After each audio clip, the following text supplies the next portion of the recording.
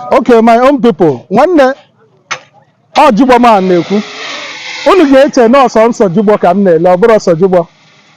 Ana m ele ana and I've m happy participate na this wonderful project bụ First Choice Afro Villa. Ịghọtago? Nka ga-akọwala unu ọfụma. Anyị nwere ọtụtụ ana a ga-ele ele. Ịghọtago? So ọya ka m sị ka m gwa unu na Jigbo Man na-elekwa ana. Anyị na-elekwa ụlọ nwere nke anyị ada eme ihe anyị nọ bụ biznes ma ya gawa aga. Ịghọtago? Ngwa nke a bụ nke anyị, nke a bụ nke anyị, Jigbo Life, Abacha Sharp.